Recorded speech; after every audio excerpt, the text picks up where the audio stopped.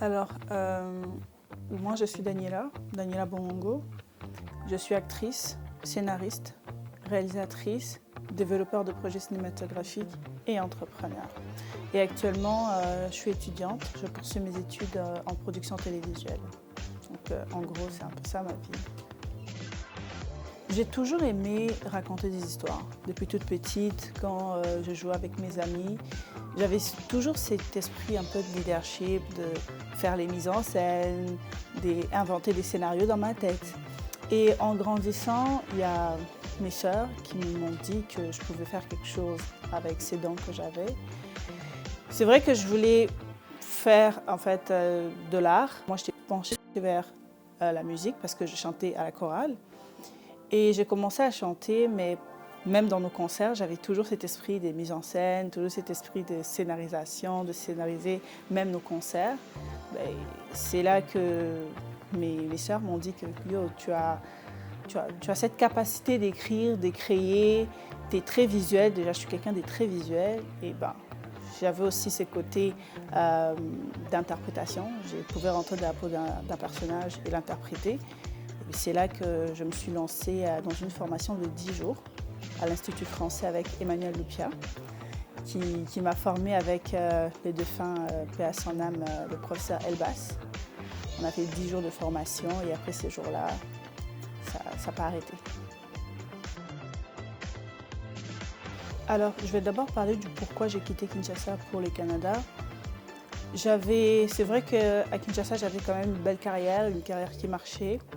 Mais je voulais un peu, parce qu'à Kinshasa, j'étais plus focalisée sur l'acting, j'étais juste actrice. Mais moi, je voulais aller derrière la caméra, voir ce que ça donnait, parce que je voulais moi-même raconter les histoires que j'écrivais. Comme Sur les canapés, je l'ai écrit, la série que j'ai faite avec Gez Mawete, mais j'ai dû donner la réalisation à Emmanuel Lupia.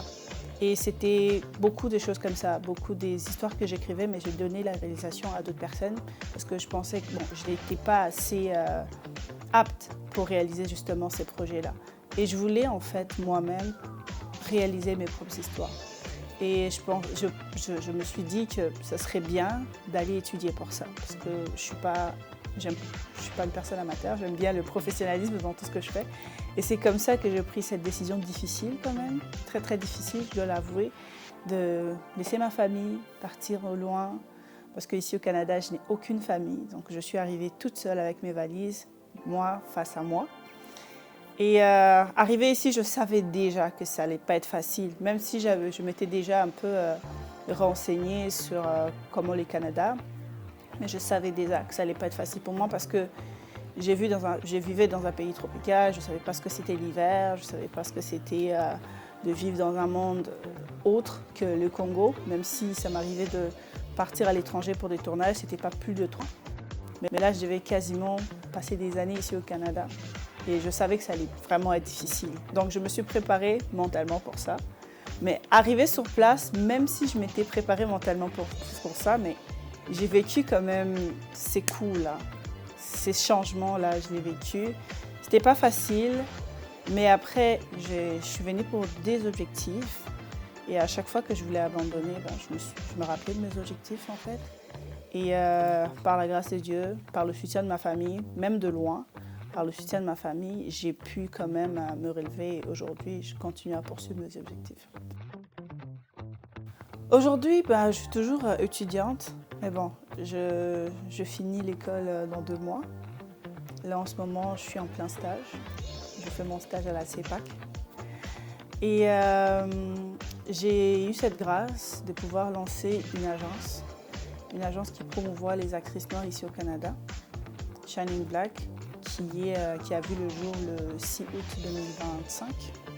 On est en train de mettre les bases justement pour l'agence et je suis un peu entre les études et mon agence. Donc, c'est ça mon actualité en ce moment. Alors oui, Shining Black est né d'un besoin, ça c'est vrai, parce que quand je suis arrivée au Canada pour mes études, je me suis dit, je suis là pour les études, mais pas seulement pour les études, je ne vais pas laisser ma carrière justement pour me concentrer à 100% sur mes études, je vais quand même être entre les deux. Alors je me suis mis à chercher des agences, mais il y avait ces stéréotypes-là.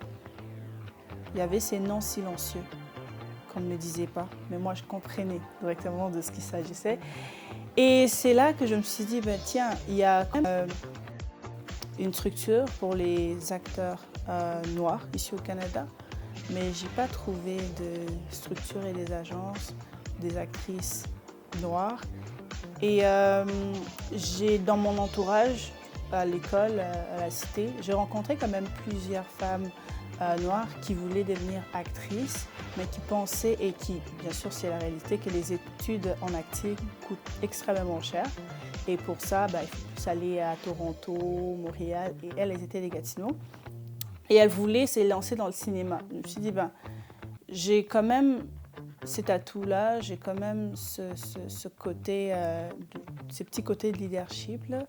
Donc pourquoi pas pouvoir quand même les accompagner. Parce que quand je suis venue, j'ai été contactée par un réalisateur ici au Canada, Trésor Lubamba, pour Upendo. Grâce à lui, j'ai fait quand même pas mal des connexions dans le milieu. Et je me suis dit, j'ai quand même pas mal de connexions dans le milieu et ces connexions, je peux quand même les donner aussi à ces femmes-là qui sont comme moi et qui veulent devenir actrices, mais qui justement ne savent pas par où commencer. Si moi, si j'ai ces bols-là en fait qu'eux ils cherchent, pourquoi ne pas leur donner ça? Et c'est comme ça que je me suis dit, tiens, je peux faire Shining Black justement pour aider ces femmes-là qui ont le besoin de devenir des actrices, mais qui ne savent pas par où commencer. Nous, on peut leur donner un commencer. Parce qu'aujourd'hui, si tu vas dans une agence d'acteurs ou bien tu veux faire du cinéma, on te demande toujours les commencer, les années d'expérience, si tu as déjà joué dans quel film, alors que tu veux commencer. On ne nous donne pas souvent le commencer. Donc moi, je préférais être cette personne-là qui donne un commencer à ces femmes-là pour poursuivre leur rêve. Shining Black, c'est fait pour toutes les communautés. Bon, c'est pour la communauté minoritaire, les femmes noires, mais on fait toutes les nationalités. On n'est pas basé seulement sur des Congolaises ou sur des Haïtiennes. Nous, c'est les Afro-descendants. Et j'aime ça aussi dire que nous sommes ouverts à des collaborations. Parce que ce n'est pas de la discrimination, nous sommes ouverts à des collaborations. S'il y a toutes sortes de communautés qui veulent travailler avec nous, nous sommes ouverts à des collaborations parce qu'on sait qu'ensemble, on fait une grande force. Et voilà, on ne peut pas avancer toute seule, donc on est vraiment ouvert à tout le monde. Mais pourquoi seulement des femmes noires et les hommes noirs? Qu'est-ce que tu fais d'eux? Parce qu'ils connaissent carrément le même problème. Alors, comme je l'ai dit, nous sommes ouverts à des collaborations. Ça, j'aimerais vraiment marteler sur ça. Nous sommes ouverts à des collaborations. En ce moment, nous sommes en train de commencer et nous nous focalisons plus sur les femmes noires parce que je suis une femme noire d'abord et je connais ce que ça fait d'être une femme noire dans la société. Alors, j'ai d'abord commencé par les femmes noires, mais bien sûr, après, on va s'élargir et puis il y aura des hommes par la suite, peut-être.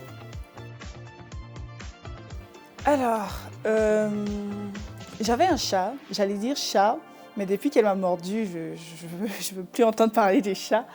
Mais si j'étais un animal, je sais pas, mais je dirais aigle. Parce que j'aime bien la vision de l'aigle. L'aigle voit de loin. Et je pense que j'ai cette nature-là de quand même voir les choses de loin. J'ai une imagination débordante. Ouais, je dirais que l'aigle. Les marrons, pour moi, ça évoque, je pense, la liberté. La liberté parce que c'est une couleur que, selon moi, est neutre et se marie avec tout. Donc, je peux mettre du marron avec du rouge, je peux mettre du marron avec du vert, je peux mettre du marron avec de l'orange. Je suis libre de choisir la couleur que je veux pour combiner les marrons avec. Et pour moi, je pense que ça évoque vraiment cette liberté d'esprit, en fait.